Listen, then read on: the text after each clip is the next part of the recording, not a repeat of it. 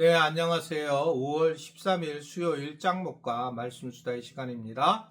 오늘 주시는 말씀은 창세기 44장 14절에서 34절의 말씀인데요. 하나님 말씀을 보시겠습니다. 유다와 그의 형제들이 요셉의 집에 이르니 요셉이 아직 그곳에 있는지라 그의 앞에서 땅에 엎드리니 요셉이 그들에게 이르되 너희가 어찌하여 이런 일을 행하였느냐 나 같은 사람이 점을 잘 치는 줄을 너희는 알지 못하였느냐. 유다가 말하되 우리가 내 주께 무슨 말을 하오리이까 무슨 설명을 하오리이까 우리가 어떻게 우리의 정직함을 나타내리이까. 하나님이 종들의 죄악을 찾아내셨으니 우리와 이 잔이 발견된 자가 다 내 주의 노예가 되겠나이다. 요셉이 이르되 내가 결코 그리하지 아니하리라. 잔이 그 손에서 발견된 자만 내 종이 되고 너희는 평안히 너희 아버지께로 도로 올라갈 것이니라. 유다가 그에게 가까이 가서 이르되 내 주여 원하건대 당신의 종에게 내 주의 귀에 한 말씀을 아뢰게 하소서. 주의 종에게 노하지 마소서. 주는 바로와 같으심이니이다. 이전에 내 주께서 종들에게 물으시되 너희는 아버지가 있느냐 아우가 있느냐 하시기에 우리가 내 주께 아뢰되 우리에게 아버지가 있으니 노인이요 또 그가 노년에 얻은 아들 청년이 있으니 그의 형은 죽고 그의 어머니가 남긴 것은 그뿐이므로 그의 아버지가 그를 사랑하나이다 하였더니 주께서 또 종들에게 이르시되 그를 내게로 데리고 내려와서 내가 그를 보게 하라 하시기로 우리가 내 주께 말씀드리기를 그 아이는 그의 아버지를 떠나지 못할지니 떠나면 그의 아버지가 죽겠나이다. 주께서 또 주의 종들에게 말씀하시되 너희 막내 아우가 너희와 함께 내려오지 아니하면 너희가 다시 내 얼굴을 보지 못하리라 하시기로 우리가 주의 종 우리 아버지에게로 돌아 올라가서 내 주의 말씀을 그에게 아뢰었나이다.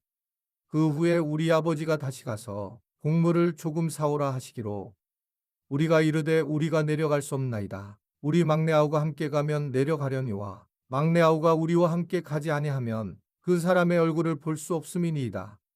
주의 종 우리 아버지가 우리에게 이르되 너희도 알거니와 내 아내가 내게 두 아들을 낳았으나 하나는 내게서 나갔으므로 내가 말하기를 틀림없이 찢겨 죽었다 하고 내가 지금까지 그를 보지 못하거늘 너희가 이 아이도 내게서 데려가려 하니 만일 재해가 그 몸에 미치면 나의 흰 머리를 슬퍼하며 수올로 내려가게 하리라 하니 아버지의 생명과 아이의 생명이 서로 하나로 묶여 있거늘 이제 내가 주의 종 우리 아버지에게 돌아갈 때에 아이가 우리와 함께 가지 아니하면 아버지가 아이 없음을 보고 죽으리니 이같이 되면 종들이 주의 종 우리 아버지가 흰머리로 슬퍼하며 수울로 내려가게 함이니이다. 주의 종이 내 아버지에게 아이를 담보하기를 내가 이를 아버지께로 데리고 돌아오지 아니하면 영영이 아버지께 죄짐을 지리이다 하였사오니 이제 주의 종으로 그 아이를 대신하여 머물러 있어 내 주의 종이 되게 하시고 그 아이는 그의 형제들과 함께 올려보내소서. 그 아이가 나와 함께 가지 아니하면 내가 어찌 내 아버지에게로 올라갈 수 있으리이까. 두렵건대 제가 내 아버지에게 미침을 보리이다. 결국은 이제 유다가 요셉에게 돌아와서 엎드리게 되고 요셉은 은잔이 있는 자만 종이 되라고 하는 것을 선언하게 됩니다. 유다가 아버지 야곱의 사정을 간절히 설명하며 베냐민을 데리고 온 경위를 설명하게 돼요. 그래서 유다는 아버지를 생각해서 자기가 베냐민 대신 종이 되겠다라고 하는 것을 자청을 합니다. 어떻게 보면 이 유다를 통해서 회개라고 하는 것이 얼마나 중요한 거고 얼마나 용기가 필요한 것이고 자기 책임을 다하는 건가라고 하는 것을 말하는 것입니다. 유다는 사실은 자기가 그렇게 하지 않아도 되는데 자기가 얼마나 회개하는 마음으로 섰는지를 아주 구체적으로 보여주는 그런 모습이라는 겁니다. 결국 예전에 요셉을 이스마엘 상인에게 넘겨주었던 장본이었는데 이제는 이 베냐민을 빼앗기는 것에 대해서 그는 아마 큰 후회를 하고 절대 그렇지 않아야 되겠다라고 아마 다짐을 했던 것 같습니다. 그래서 그는 이런 일이 벌어졌을 때에 자기가 대신 잡히겠다라고 하는 것을 이야기를 하면서 하나님 앞에 회개하는 그런 모습을 보인다는 거죠. 회개는 우리가 분명히 알아야 될 것은 감정적인 변화에 대한 감정적인 고백을 하는 것이 아니라 삶에서 진정한 그 태도의 변화가 회개라고 하는 것이죠. 그래서 이제 회개는 실질적으로 이렇게 왔다가 휙 돌아서 삶이 변화가 되는 거지. 여기서 서서 내가 하나님 앞에 말하고 하나님 앞에 잘못했다고 얘기하는 것이 아니라 삶 자체가 이 회개에서 돌아오는 게 이제 회개의 본질적인 그러한 원어의 뜻이 있어요. 그러니까 삶의 변화가 돼야 되는데 유다는 그런 면에서는 정말 엄청난 변화가 있는 그런 모습을 보이게 됩니다. 그러면서 그가 회개의 모습을 가장 강하게 보이면서 진정한 사랑이라는 게 뭔지 알려주는데, 진정한 사랑은 정말 누구의 아픔을 대신 짐을 지는 거라고 하는 것을 보여주죠. 그는 이렇게 표현합니다. 뭐라고 표현하냐면 31절과 33절에 보면 아버지에게 이 아이들이 없으면 아버지는 죽는다. 그러니 나를 종으로 삼아달라 라고 그렇게 이야기를 하는 겁니다. 그는 자기 목숨을 걱정하는 것이 아니라 결국 야곱의 생명과 베냐민을 걱정을 하고 있는 것을 볼 수가 있어요.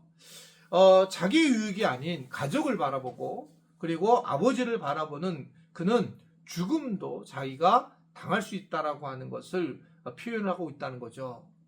여러분, 우리가 예수님에게 감동하는 부분도 바로 그 부분이 아닙니까?